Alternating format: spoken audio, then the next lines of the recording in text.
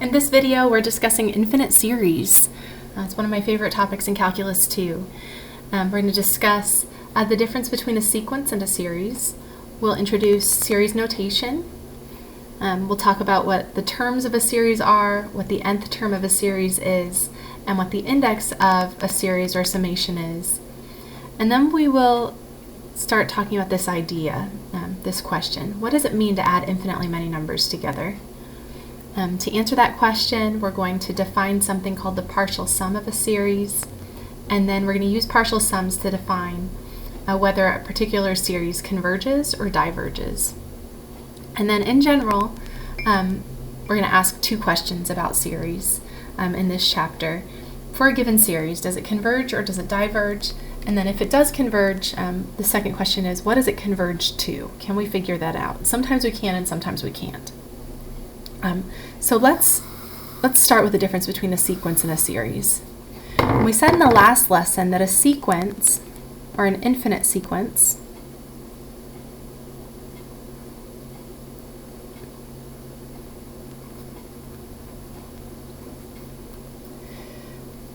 sorry, looks pretty bad. An infinite sequence is an infinitely long,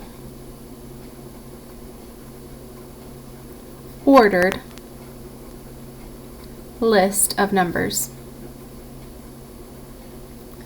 Sometimes we also said it was a function defined on a subset of the natural numbers or a subset of the integers. We start with a particular integer and we go forward, but it's just a list. It's a very long list, infinitely long list, and the order on that list matters. If you change the order, it's a different sequence. So here's an example of an infinite sequence. We might have 1/2 to the n, and given this notation, it's implied that we're going to start counting at n equals 1, and then we're going to go on to infinity. So sometimes this will be written out explicitly, sometimes it won't. If it's not written there, it's implied that n starts at 1. So when n equals 1, we get 1/2 to the first, which is 1. Or excuse me, 1/2. When n equals 2, we get 1/2 squared, which is 1/4. When n equals 3, we get 1/2 cubed, which is 1/8. When n equals 4, 1/2 to the fourth is 1/16, and so on. And generally, you're going to have 1/2 to the n as your nth term. That's a sequence.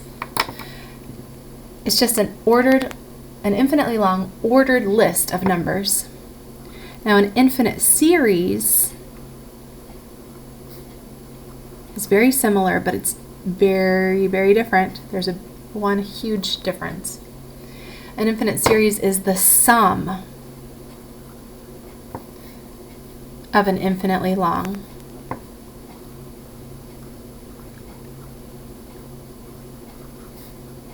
ordered list of numbers. So we're going to take all of the terms of some sequence and we're going to add them together. We're going to call that an infinite series. So I might take the terms of this sequence and add them together, just for our example. So I might have 1/2 plus 1/4 plus 1/8, and so on, plus 1/2 to the n, and so on, and you keep going. This infinite sum can be represented succinctly using sigma notation. Remember, the sigma notation means to add. We write the nth term in front of the sigma, and then below the sigma, you write n equals something, and that something is a number. That number tells you where to start counting, or where to start plugging in values of n. My first term on this list is 1/2. When n equals 1, this is going to be 1/2 to the first, which is 1/2. So it looks like when I plug in n equals 1, I get that first term. So that's where I need to start. And then you increase this index by 1. So then you plug in n equals 2, you get 1/4, and you add that. And you plug in n equals 3, you get 1/8, and you add that. N equals 4, you get 1/16, and you add that. And you keep going forever. Since we keep going on and on forever, we have an upper limit, or it looks like a limit. It goes on to infinity. So we read this as the sum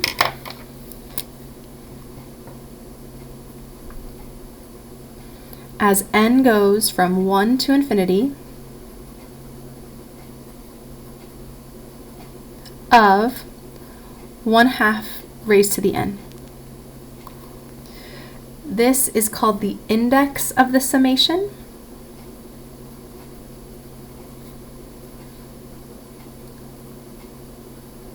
And this is called the nth term of the series.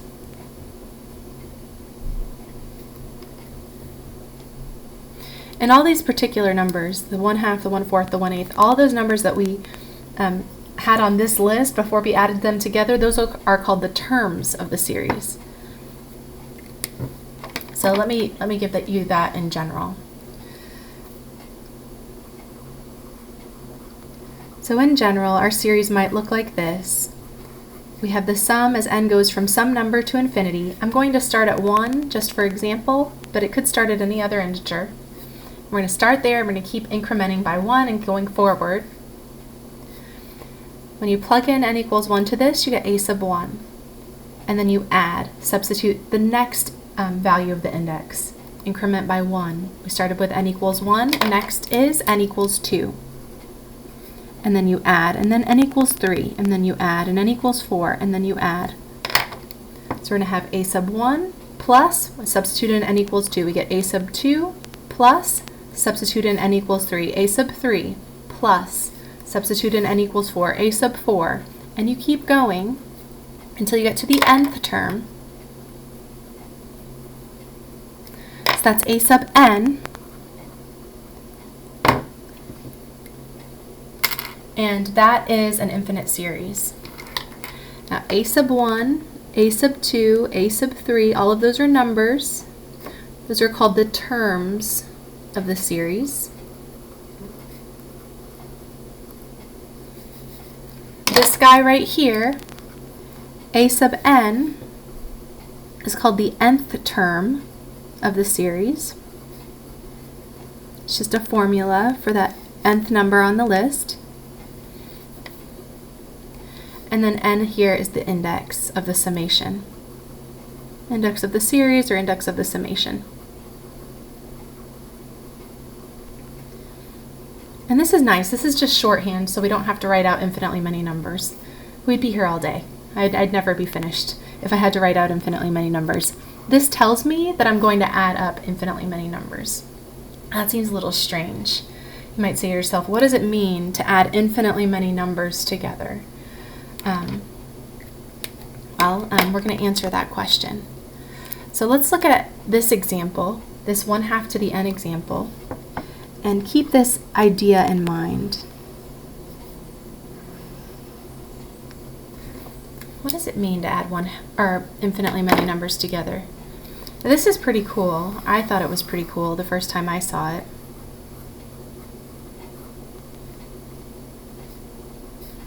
We're taking 1/2 and 1/4 and 1/8, and we're going to keep going. Eventually we get 1/2 to the n, and you keep going. It turns out you add all of these numbers together and you get 1. And that blew my mind the first time I ever saw that, because I thought to myself, how on earth can you add infinitely many positive numbers together and get 1 out of that? I mean, that's ridiculous. It turns out that you can. One example was shown to me at TU by Dr. Doty. I absolutely stole this from Dr. Doty. Let's say this is the door. I actually do this in class when I teach this face to face. Let's say I'm over here. There's your teacher, that's me. And the distance from me to the door is 1 unit. Okay, now let's say I walk halfway to the door. And I'm not going to draw my face and hair every time. How far have I gone so far? Well, if that's 1 unit, I've gone halfway, so that's 1/2 so far. And then let's say I walk halfway to the door again from where I am. There's only 1/2 left, so half of what's left is 1/4.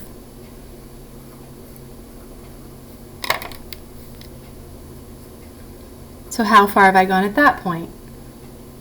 Say, well, I've gone 1/2 plus 1/4, so that's 3/4 of the way to the door. And what if I go halfway to the door again?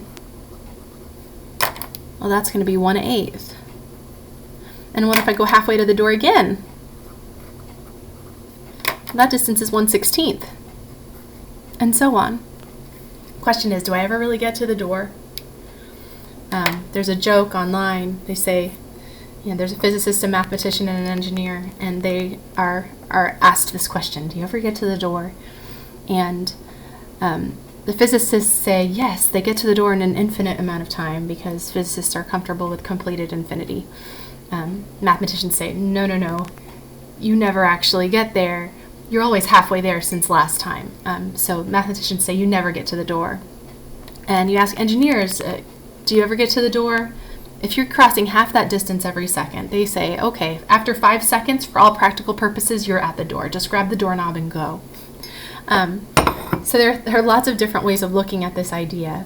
But I think we can all agree, an engineer, mathematician, physicist, whoever you are, even non-STEM people can agree that if the distance from here to the door is 1 unit, I'm getting closer and closer and closer to that 1 unit. And if I took infinitely many steps, if I could, I am practically at the door. So somehow, if I were able to take infinitely many steps, I would cover that whole 1 unit. And that's the same as doing 1/2 plus 1/4 plus 1/8 plus 1/16 plus 1/32 plus 1/64. And we keep going forever, and we get 1. Okay, so that's one way of looking at this particular series. Another way of looking at this particular series is a childhood example from my home, from my bedroom, actually. When I was a young girl, I shared a room with my sister. I didn't share a square room with my sister, but let's say it was a square room. But I shared a room with my sister, and my mom had a rule. She did not care who cleaned the room. She said just nobody's going outside until the room is clean. And I really wanted to go outside one day, and my sister Jade, she didn't want to go outside. So I made a deal with her, or I thought I was making a deal with her, and I said, hey sis, we can both go outside if we clean the room. So I'll clean half the room, you clean half the room, and then we'll both get to go outside. And so she said, okay, and then so I cleaned half of the room. My mom had no idea that she was teaching me about infinite series. Neither did my sister. So how much of the room have I cleaned so far? Just half of the room. Now apparently Jade didn't want to go outside. She didn't care at the time. From what I remember, she was sitting on her little bunk beds and she was reading a book. And I just remember her little feet. She was just kicking. I have no idea if that memory is accurate or not, but I'm envisioning this, my little sister on the bed, and she's playing and not helping clean the room. And so I said, okay, sister, I tell you what, she had half the room was left. I was like, I will clean half of your half of the room. If you promise to clean the other half, just clean the other half of the room. And so I did this. I said, this half is mine, I'm going to clean it. How much of the room have I cleaned so far, guys? I cleaned half of the room plus 1/4 of the room, so that's 3/4 of the room. Can you guess what happened next? It was really bad. She didn't help at all. So I cleaned half of her half of the room, so that was 1/8. If I add all of that together, that's 7/8 of the room. And then I cleaned half of that again. That ends up being 15/16 of the room. And then I kept going, and I kept going. And then there was a point when there was a sock on the floor, and I was like, Jade, pick up the sock. And she would not pick up the sock. And I picked up the sock, and I finally got to go outside. But in some limiting sense, how much of the room did I clean? Well, if this is a 1-by-1 room, basically in the limiting sense, I cleaned the whole room. So I cleaned this area of 1 unit. So I cleaned half plus 1/4 plus 1/8 plus 1/16 plus 1/32, and I add all those together. At some point it was clean enough for me and I got to go outside. But if this pattern continued forever, I would eventually get the whole room. That's the idea. If I could do that infinitely many times, the entire room would be clean. Maybe that's an infinite series about laundry or something like that. If you just keep going forever, maybe eventually you'll get there. But actually not, because of the dots at the end. You never actually get there. Okay. So that was just an intuitive approach to looking at this sum. We might want a more formal approach. There was a lot of hand waving there. I was saying, oh, if I could keep doing this process infinitely many times, eventually I'd clean the whole room. Or if I could take infinitely many steps, I'd get all the way to the door. So there's something a little like hand wavy about this summation, about adding up infinitely many numbers and suddenly getting 1. So you might say to yourself, okay, well, what does it really mean? Coming back to this question, what does it really mean to add infinitely many numbers together and get a 1? In order to talk about that, we need a new term. It's called the partial sum of a series. Okay, so here's a definition. The nth partial sum of a series is the sum of the first n terms of the series.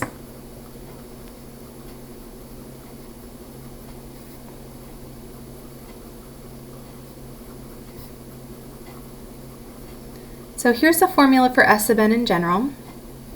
We denote it by S sub n, S for sum. You add the first term, and the second term, and the third term, and then you keep going until you get to the nth term, and then you stop. Those are the partial sums of the series. So just to give us a concrete example, let's look at the partial sums of this 1/2 to the n. So S sub 1, that's just the first term. That's just 1/2.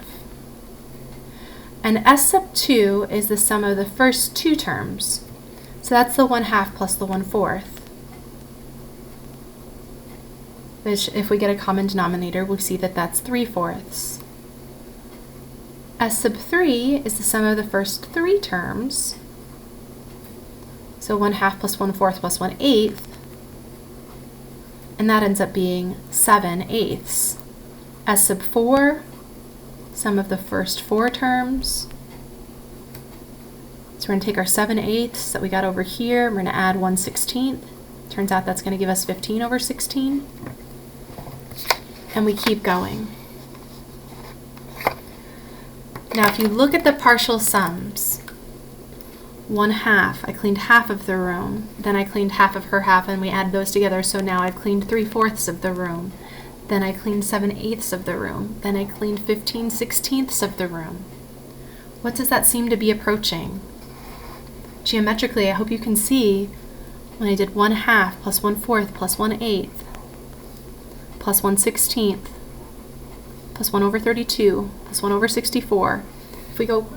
If we keep going, that's getting to be 1. It's getting to be the whole room. Or you can look at these in decimal form. You have 1/2. It's 0.5, 0.75, 0.875. I don't know the decimal form for 15/16. But if you look at those in decimal form, you'll see those numbers are getting close to 1. Also, just look at the numerator, like 3/4. That's a lot, like 3/4. 7 out of 8. If I took something and I broke it into 8 pieces and I took 7 of those pieces, that's very close to 1. It's all but the 8th piece, right? This is taking something, breaking it into 16 pieces, and taking 15 of those 16 pieces, and then ignoring the 16th piece. So this is getting closer and closer to 1. That's actually how we're going to define the sum of a series. So we've got these partial sums. They're defined this way. And then together, S sub 1, S sub 2, S sub 3, S sub 4, all the way through S sub n, and so on, forever. That forms what's called the sequence of partial sums.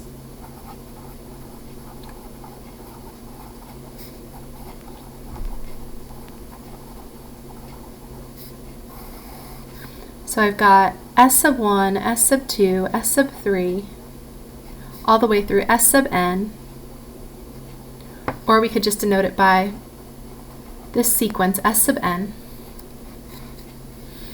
And in our example, we've got 1/2, 3/4, 7/8, 15 over 16. Turns out the next one is 31 over 32. Turns out the next one after that is 63 over 64, and so on. These are the partial sums of the series. I've got a sequence of partial sums now. This is the definition of convergence of a series. If the sequence of partial sums converges to a number,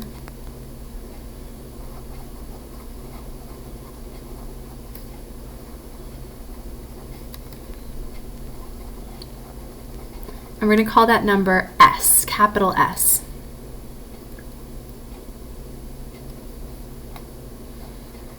Then we say that the series converges to that number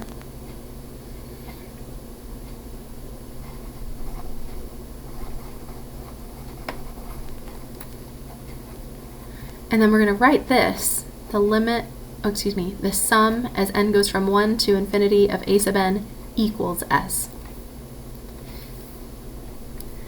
So as I look at these partial sums, the 1/2 plus and the 3/4 and the 7/8 and the 15/16, I'm not looking at the individual terms. I've got 1/2, 1/4, 1/8. Like, those are actually getting smaller. But when I add all of those together, the 1/2 plus the 1/4 is 3/4, and the 1/2 plus the 1/4 plus the 1/8 is 7/8. The 1/2 plus the 1/4 plus the 1/8 plus the 1/16 is 15/16. When I add all of those numbers together, even though those numbers are getting smaller and smaller, and it's probably because those numbers are getting smaller, somehow they all sort of fit, and I'm able to add infinitely many numbers together and get 1. Okay, so this is the definition of convergence of a series. If the sequence of partial sums converges, then we say that this series converges. And we write that S is this. We call S the sum of the series.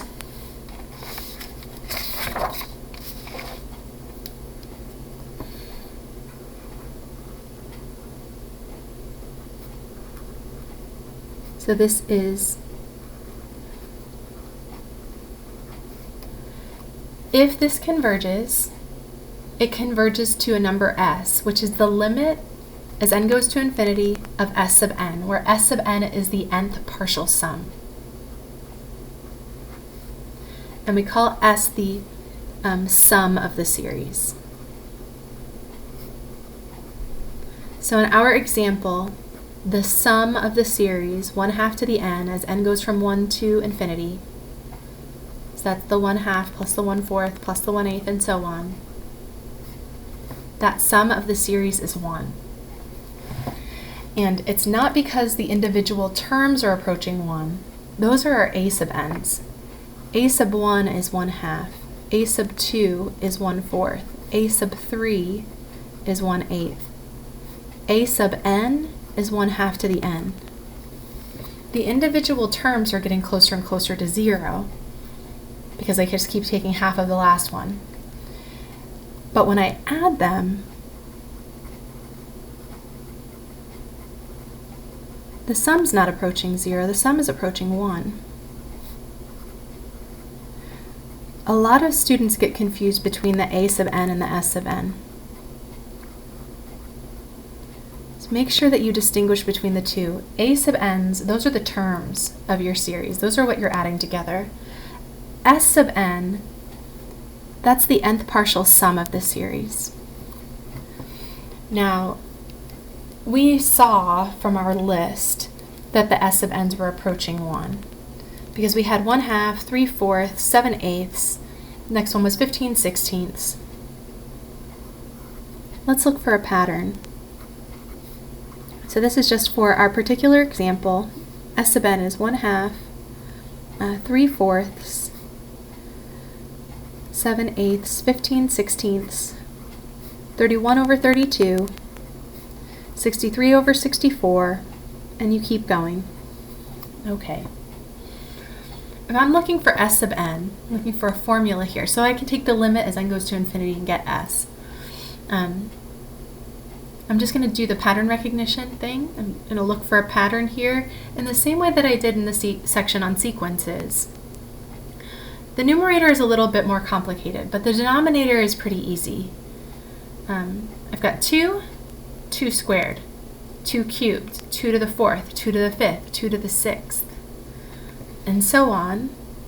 So in the denominator, if this is 2 to the 1st, and this is, let's say, 2 squared, and that is 2 cubed,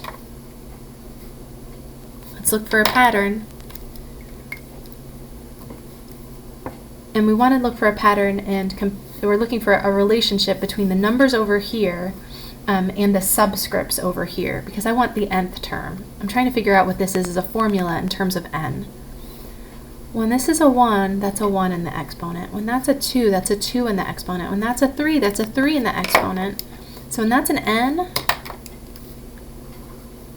this is going to have to be an n in the exponent. Okay. And I think that that makes sense to us, because that's 2 to the 1st, that's 2 squared, that's 2 cubed. The third term has a 2 cubed in it. The fourth term has a 2 to the 4th. The fifth term has a 2 to the 5th, and so on. Okay, so now what's happening in the numerator?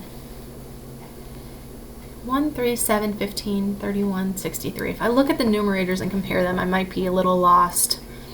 But look at the relationship between those numerators and the denominators. That really helped me figure out this pattern. That's a 2 and that's a 1. That's a 4 and that's a 3. That's 1 less than the 4. That's an 8 and 1 less than 8 is 7. 1 less than 16 is 15. 1 less than 32 is 31. 1 less than 64 is 63. So I think this numerator is just like the denominator, but it's 1 less. So my numerator is going to be 2 to the n minus 1.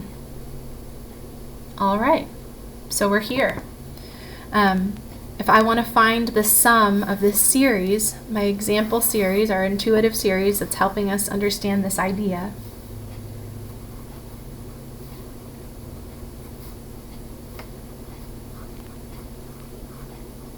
I'm going to take the limit as n goes to infinity of the nth partial sum of the series. Through pattern recognition, we found that the nth partial sum was given by 2 to the n minus 1, all divided by 2 to the n. Now that's an infinity over infinity indeterminate form. If you want, you can change from n's to x's and use L'Hopital's rule if you choose. There's another way, though I think it's an easier way. We don't have to change from n's to x's. What I would recommend is kind of what we did whenever we had a polynomial over a polynomial. I want to divide by the highest power of 2 that I see in the denominator, so that way the denominator is just a 1 when I'm done. Or, since it's just a single term, I could take each of these terms up here and divide by 2 to the n. Actually, I think that's going to be the easier approach in this case. So I've got 2 to the n over 2 to the n minus 1 over 2 to the n. And that's a 1. So I've got 1 minus 1 over 2 to the n. As n goes to infinity, 2 to the n gets very large. 1 over a very large number is a very small number, so that's gone. That's 0. And the limit is 1. So that's formally how we would evaluate the sum of this series. There's actually a little bit of an easier way when we talk about geometric series in the next video. But I wanted you to see that if we find a formula for the nth partial sum, and we did, and you take its limit as n goes to infinity, that's giving you the limit of that sequence of partial sums. That is the definition of the sum of this series. So when I take 1/2 and I add 1/4 and then 1/8 and then 1/16, and I get those and I break them down by adding just one term, then 2 terms, then 3 terms, then 4 terms, and then I look at the pattern for the sums, those sums are getting closer and closer to 1. So that's why it seems a little wishy-washy when we were saying before, oh, if I could take infinitely many steps, I would get 1. If I could subdivide the room infinitely many times, I would clean the whole room eventually. when n equals 100, the 100th partial sum is 1 minus 1 over 2 to the 100th. It's not quite 1. It's very, very, very close to 1, because 2 to the 100th is so large, and so we get 1 over 2 to the 100th, it's huge.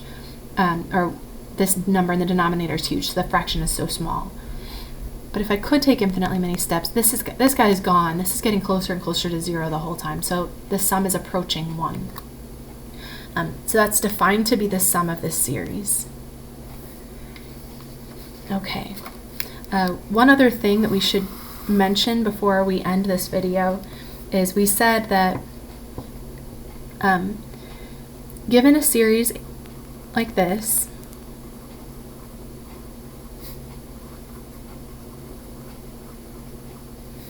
if the sum as n goes from some number to infinity of a sub n, usually it starts with 1, sometimes it starts with 0, maybe possibly a positive or negative number, some other value of the index. A series of this form, which can be written out this way,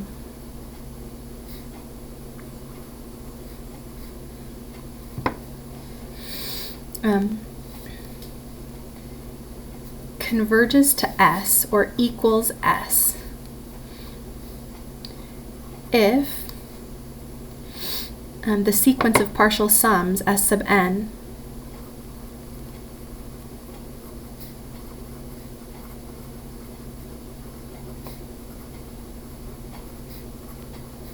converges to S. And remember, S sub n is the sum of the first n terms, so you're adding all of these guys until you get to a sub n. And we want to come up with a formula for this. We don't want to have to add n terms. We'd like to have one simple formula that depends on n that gives us S sub n. And remember, when we say a sequence converges to something, we're saying that the limit of that sequence as n goes to infinity is equal to that number. So given a series of this form that is equal to S,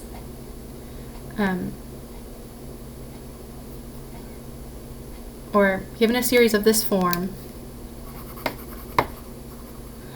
we'll say the series converges, given a series of this form, the series converges to S if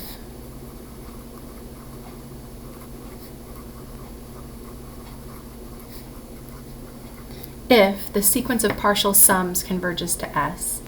And this is the definition of a partial sum. It's the sum of the first n terms. And this is what it means for the sequence to converge to S.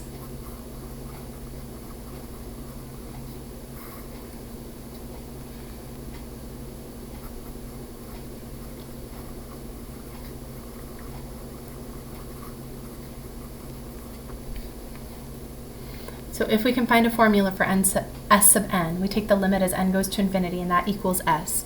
Then we say that this sum equals S. So this limit of the partial sums and the sum of the series are exactly the same thing. We can write one equation that involves all three of these guys, like I did up here. The series equals this limit. Provided that limit converges to a number S, we say the series converges to S. Now, what if that doesn't happen? So we should say, if the series of partial sums, if the sequence of partial sums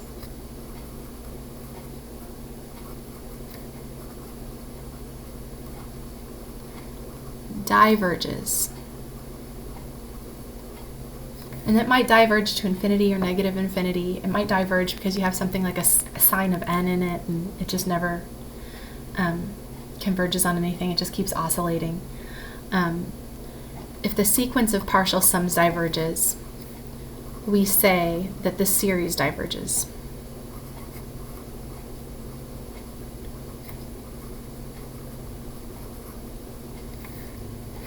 Okay. All right, so let's look at this whole video, big picture. What are our takeaways?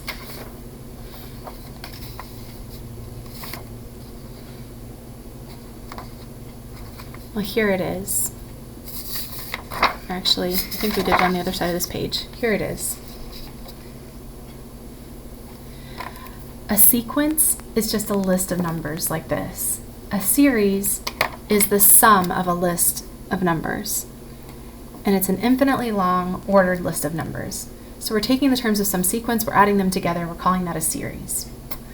The nth term of a series is that expression that's right in front of the sigma. It's typically denoted by a sub n. This letter that we're using and we're incrementing as we go from term to term, that's called the index of the summation, or sometimes people will say it's the index of the series. And it always starts with some particular integer and then it goes to infinity. So you keep going forward from that particular integer forever.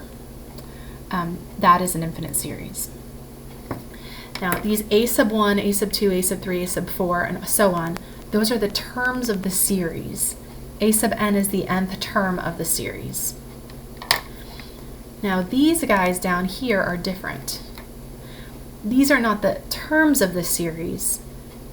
These are the nth partial sum. This is the nth partial sum of the series. This is the sum of the first n terms of the series.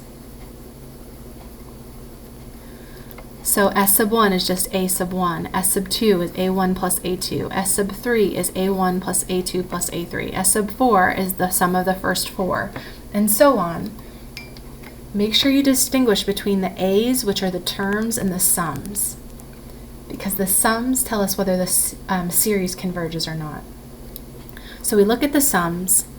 If this sequence of partial sums converges to S, we say the series converges to S, and we write the sum as n goes from 1 to infinity of a sub n, that's our series, equals S. And we call S the sum of the series. Now, if I want to find S formally, I need to find a pattern for S sub n,